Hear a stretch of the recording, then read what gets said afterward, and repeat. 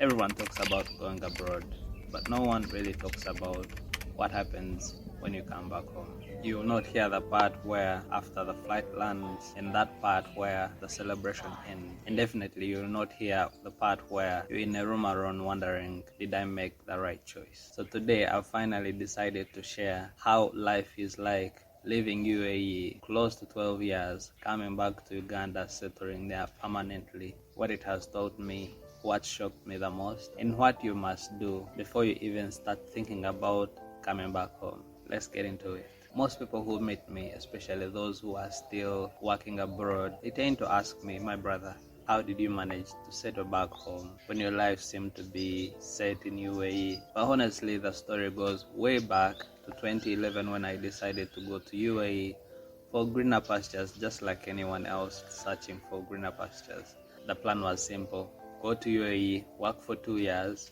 come back home and settle. Very simple, very achievable when you look at it just like that.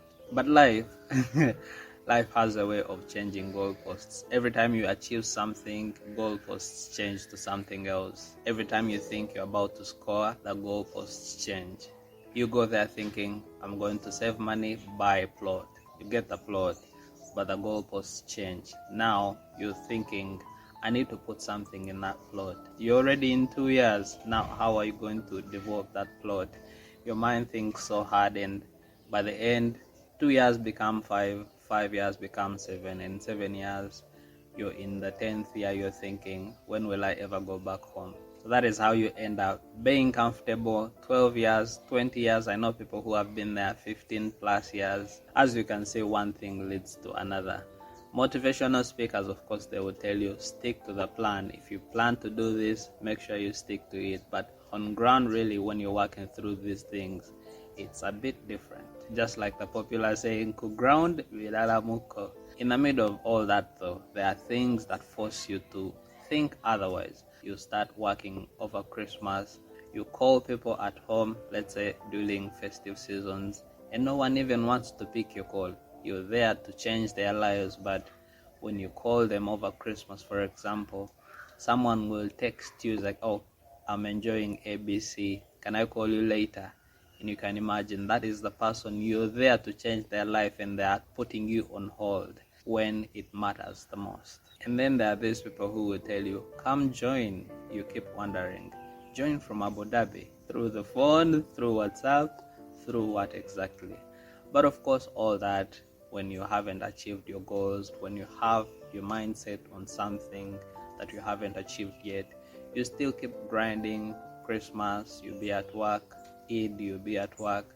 No matter what, in the end, all this has to come to an end.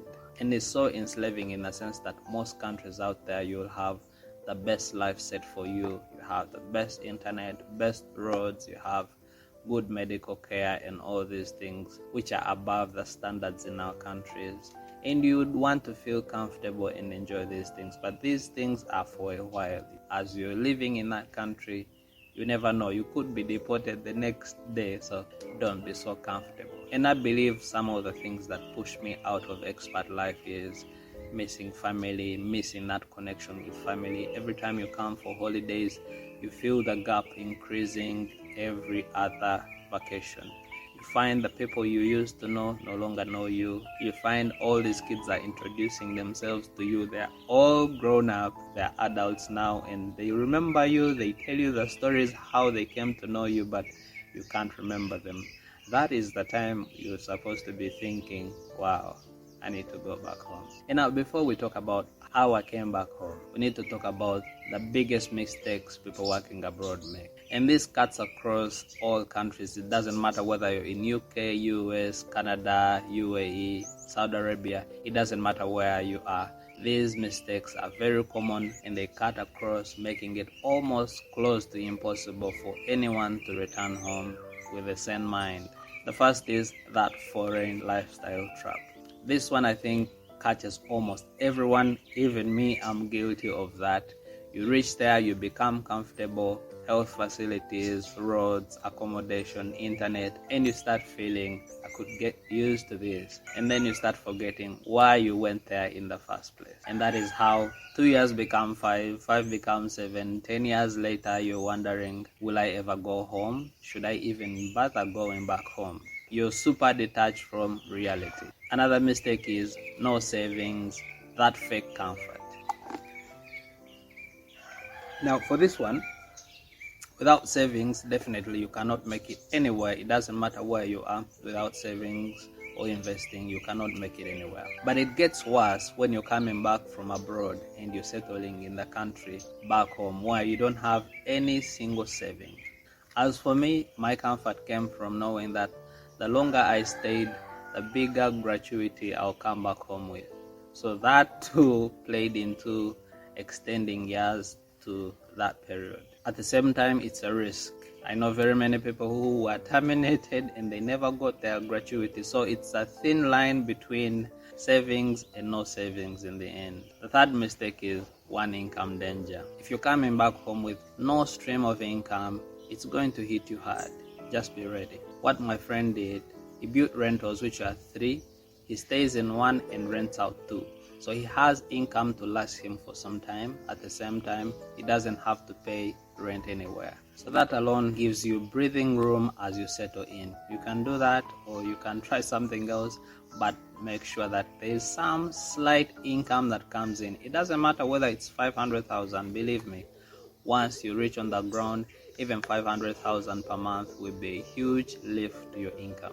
And another mistake that we do abroad is sending all the money home without building anything tangible. And this has buried very many dreams of young people working abroad. But at least if you survive the comeback, we thank God for that. Some people have not survived coming back. I believe we've all heard stories about people who come back and they are killed by their relatives, their trusted people, their partners. You find he was working or she was working abroad and sent the money home for something, let's say construction of a house, building a plot of land, and this person keeps sending fake receipts, fake pictures, and telling them here's your dream house, here's your plot. And in the end, once they come back, the person doesn't have anything to show this returnee. And in the end, of course, they go into either court and all those fights. Some commit suicide, some kill each other, so it's a hostile territory. You want to pray for this person that you entrust your money with. It's difficult to handle that money yourself. So how about giving it to someone else who is in Uganda with all these temptations, party after party, and all these things that you can do with money in Uganda. So pray for that person who you entrust with your money. And the last mistake I'll talk about is feeling stuck abroad. There are times when you feel like you're failing, even when you have a job, could even be paying better, but you feel like you're failing. Especially those moments where you can't help your loved ones. I remember there's a time my mother was sick and I couldn't assist on the bill because I had already sent money earlier to do something else. I felt helpless. Most people go out and get loans or something like that, but that moment you feel like you failed and you feel stuck in this country where no one is looking out for you. And actually the truth is no one really cares. That's the sad bit. But then again, you ask yourself, what should I do? Which takes us to the next topic, what you must do before returning home. Most failures happen because people came back without a plan. Strange but true, even with a plan, there's a possibility of failure. But it's better to fail with a plan than failing without a single plan. And according to my experience, here are the things you must do before returning. And number 1 is build that 6 to 12 month buffer where you feel like this money should last me at least 6 to 12 months. I know someone who saved money. He said, this is my saving. In case things don't work out in Uganda, I'll go back abroad using this money. But I think that is a setup, the clear recipe for failure. It gives you all excuses to use that money to go back. Any small challenge like this, you feel like, but I have the money to go back. Why don't I use it and go back? So planning like that, I don't recommend that at all. But we give him points for planning still, which takes us to the second thing that you must do. learn a skill while you're there. If I could run back the clock, I would definitely learn content creation at its finest, and especially invest in the equipment that could push me to the very best of my ability. There are skills like digital skills, marketing skills, and pretty much anything in tech. Content creation actually is free. I used to consume a lot of content. I would create content, but sharing it was not anywhere near my thinking. But then you can use all these opportunities that you have working there abroad. Equipment is definitely less costly than in our home countries. Back there you can have genuine discounts, genuine products, but here you have to get products from countries I don't want to mention, but you know them, fake quality, and then you'll be even getting them at a higher cost than you'd have got them if you're out there. As you've seen, AI is taking almost every field, so it's best to learn a tangible skill that you can use when you get back to your country. At number 3, we have lower your cost of living. I think this should be like way top there. I think should be even in the things that you dream about at night, lowering your cost of living. It will not get better when you come with that mindset of spending the way you've been spending abroad. When you are spending abroad, you are equally earning that same money. For example, the same job you're doing in a foreign land, the salary could be pretty much 10 times the salary back home. I'll give you an example. Security personnel in UAE are paid around 3 million. You come back to Uganda, the security guy is paid 200,000. So that means in UAE you're earning 10 times more than the person who is in Uganda, and you're doing pretty much the same job.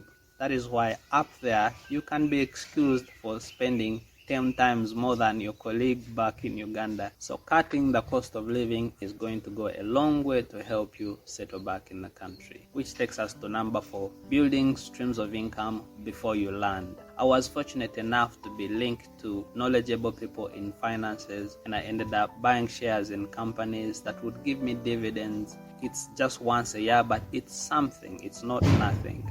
Instead of that money sitting on the account, it could be doing something in an organization, in an organized environment anyways. You might not be into shares or bonds and things like that, but at least you can do something, just like my friend did rentals. Rentals bring some money on his table. You can do very many other things that will guarantee you some income once you settle back home, because you're not going to be earning instantly. Maybe you will take a month or 2 or 3 looking for a job or starting your own business.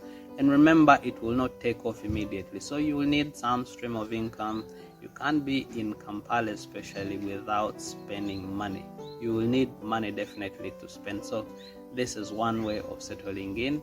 Build that stream of income before landing, because everything adds up when you're rebuilding. The last one is create a budget. It could be like a year budget or a monthly budget. If you get a monthly budget, multiply it by 12, so you get your year's budget, and you know that if I spend a year, even if I'm not working, this money will cater for everything that I need in that just 1 year.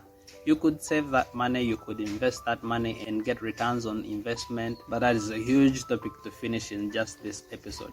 But there you have it. Those are my 5 top picks, that things you must do before returning. Which takes us to the next question people normally ask: how much do I need to return home? This can be broken down in various ways, from bare minimum to a safe caution to monthly expenditure. But let's start with bare minimum. My bare minimum will definitely not be your bare minimum. I know a family of 2 that was spending more than a family of 5.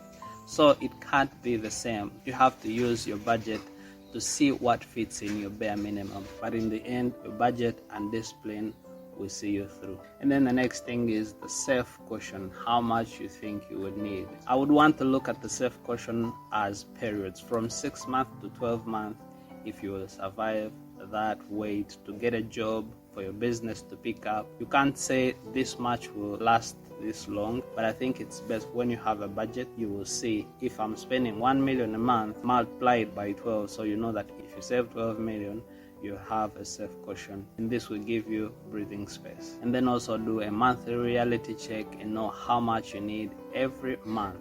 It's very good to know how much you need a month than just spending anyhow. And then also avoid some of the money traps that people get into when they return back home. They want to maintain that lifestyle they had abroad, but in reality these things will drag you down to playing broke. When you go to wedding meetings, don't be the first one to splash out your checkbook. You know you're not earning, so definitely tame that urge to show off at wedding meetings. And then also, if you're into coffee, your Starbucks morning coffee, cut on that. Make sure you make homemade coffee. And then one more thing, if you can cut down on your groceries, for example, I do gardening and it cuts down on much of the expenses that I could have used on buying some of the things like matok and stuff like that. I grow them in my compound, so that way you can cut down also on the costs. And it's under this topic that most people ask, how do I budget and how do I come up with a budget? Well, I do the basics. I make sure that tithe is done, fuel, food, those are covered, maid for example, all those make sure that they are covered in the first budget. And then after that you can talk about savings, investing, buying new things. Make sure you lock down the basics. But then there's a big question that pops up. Why do people still fail even when they have plans? Someone said it's better to fail with a plan than failing to plan at all. For this particular topic, money is not the big picture. The big picture is, can you set realistic expectations? People fail with plans, even with money. Even with money, things will fail. Let's talk about why these people fail, even when they have plans, even when they have money. The number one thing is having unrealistic lifestyle expectations. Some returnees think, well, I can't take a taxi. When they're looking for jobs, I can't work below 2 million shillings. I must drive. I must do this. Well, my friend, this period is survival time. You don't have to live the lifestyle that you're living out there. You have to set yourself on survival mode to be able to humble yourself. Get in that taxi without AC, without windows. Some even hold the doors. You'll be surprised. But make sure you humble yourself and recover from that survival mode. That way you'll be able to settle. And the next thing is, if you have ego or pride, lower your pride, please. This one will take you a long way. You might be talking about, how will they see me starting a small shop when they used to hear me taking first-class flights? But that is none of their business when your family can't see you day after day. It's none of their business. But what really matters is, can you bring something on the table for your children, for your wife, for your family, even for yourself, by the way. Do not ignore yourself in this picture. And another thing to avoid is starting wrong businesses. I know very many people who have fallen to this pressure. Someone has been doing business for 10 years, but they want you to achieve what they achieved in 10 years in the first 6 months. So it's a long story if you want to start a business. Make sure you start small, learn from the job. Don't start huge. You want to compare yourself with this person who has been doing this business for 10 years and you want to achieve this in 1 year. That is a huge mistake. And then I see some people being dragged into real estate.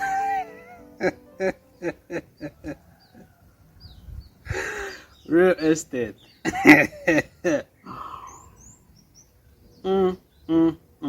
Real estate.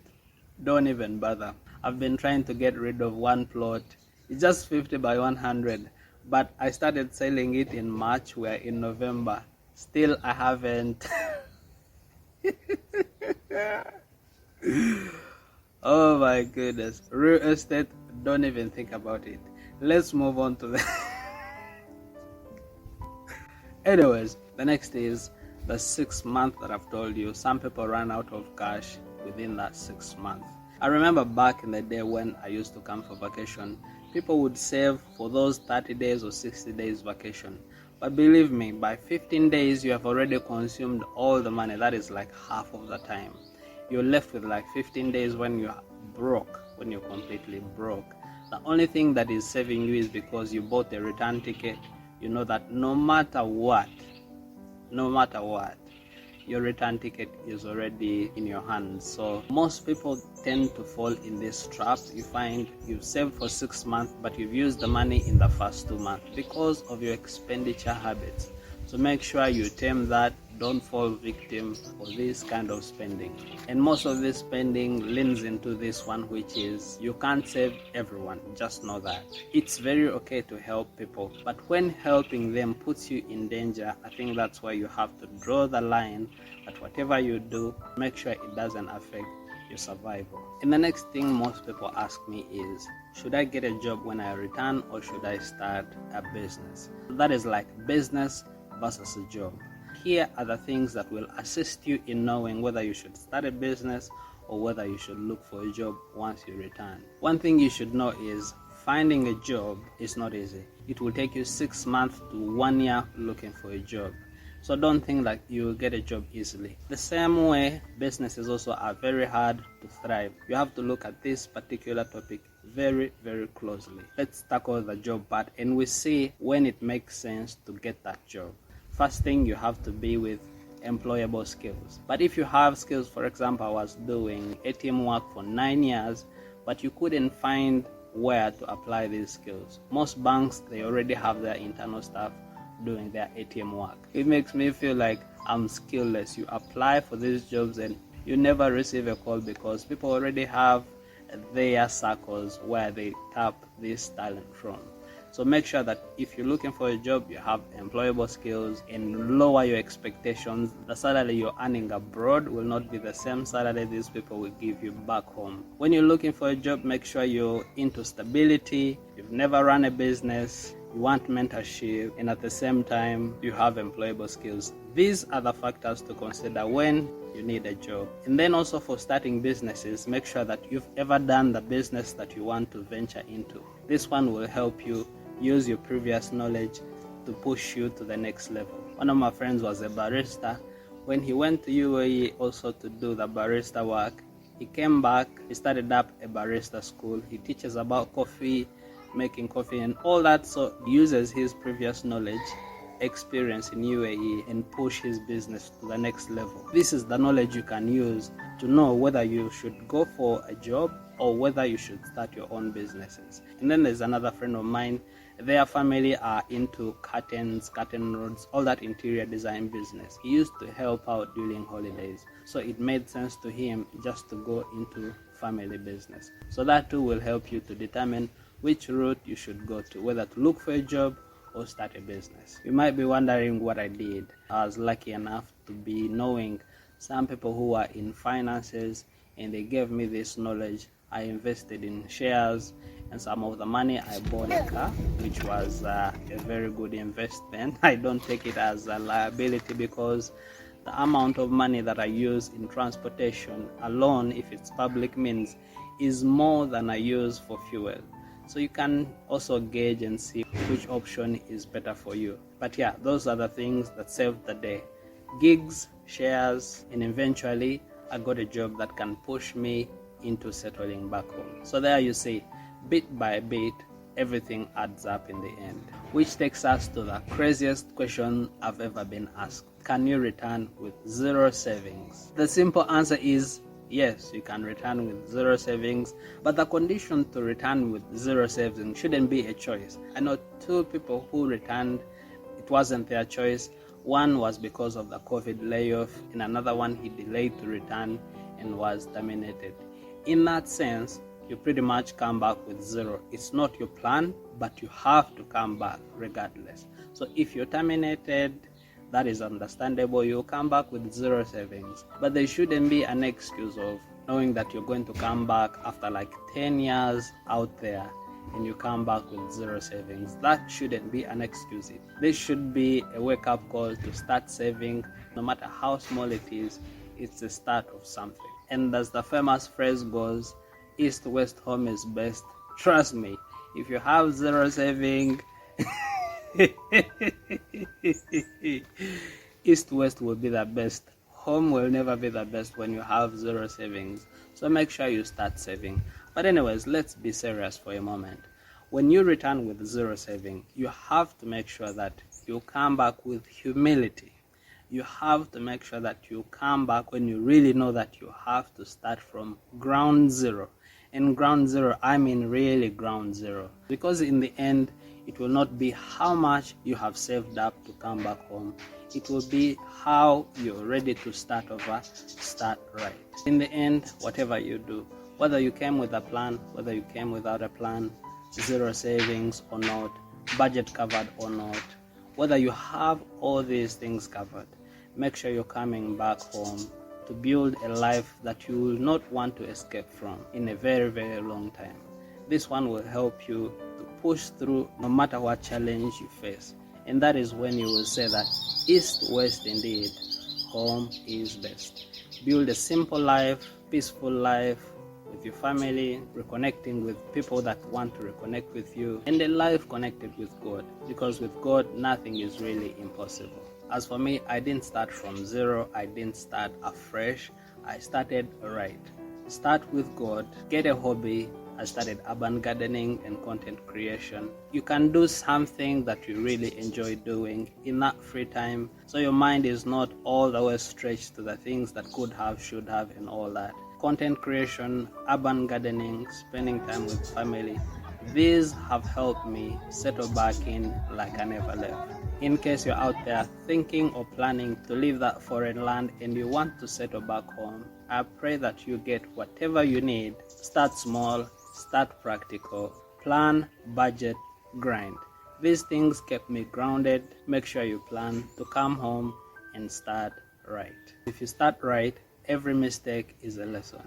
And every lesson is a way to push you to the next level. And every return home should be a success story.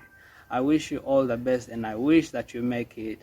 Whatever you do, whatever you plan, I really, really pray that it works out very well for you. And if you like this video, definitely you would love the video on why starting a YouTube channel is a brilliant idea, even if only 10 to 20 people are watching. Otherwise, thank you so much for watching. If you've liked this video, give it a thumbs up. If you haven't subscribed, consider subscribing, and we'll catch up in the next video. Good luck.